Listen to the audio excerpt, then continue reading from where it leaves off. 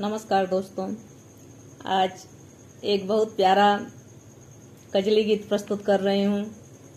गीत पूरा सुनिएगा और कमेंट करके बताइएगा कि गीत कैसा लगा। अगर गीत थोड़ा भी अच्छा लगे तो प्लीज़ मेरे गीत को लाइक कीजिएगा, शेयर कीजिएगा और मेरे चैनल को सब्सक्राइब जरूर कीजिएगा। आप लोग चैनल सब्सक्राइब कर रहे हैं, फिर पता नहीं क्यों अनसब्सक्राइब कर रहे हैं, तो प्लीज़ दोस्तों ऐसा मत कीजिए। और गीत सुनिए तो 1-2 मिनट जरूर सुनिए, क्योंकि आप लोग क्लिक करके भी छोड़ दे रहे हैं, तो थोड़ा सा सपोर्ट कीजिए।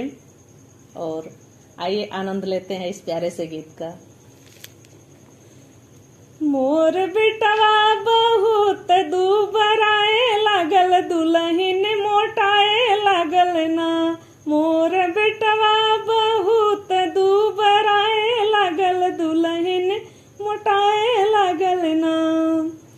मोरा बेटवा बहुत दुबराए लागल, दुल्हन मोटाए लागल ना।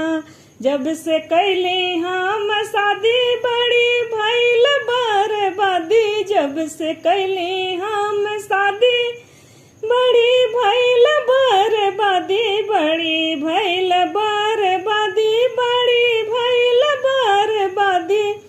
सब घर में का पैसा बिलाए लागल, दुल्हन मोटाए लागल ना।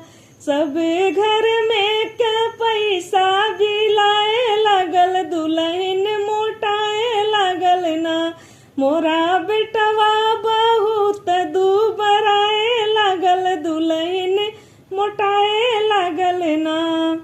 हाथ पैर से जबर मोर बेटवा रहल, हाथ पैर से भरल मोरा बेटवा रहल। तौन अमहर के नाई झुराए लागल, दुल्हन मोटाए लागल ना। उतो अमहर के नाई झुराए लागल, दुल्हन मोटाए लागल ना।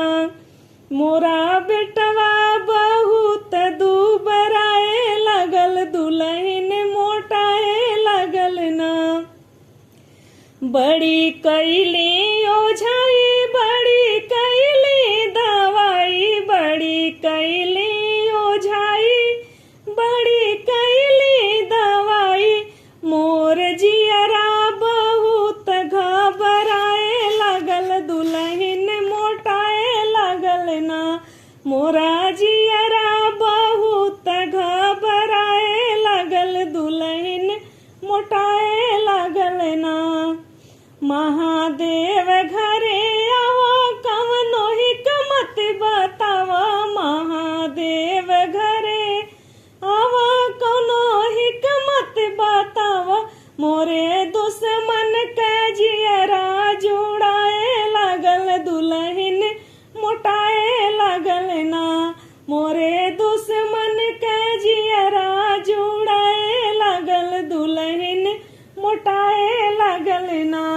मोरा बेटवा बहुत दुबराए लागल, दुल्हन मोटाए लागल ना।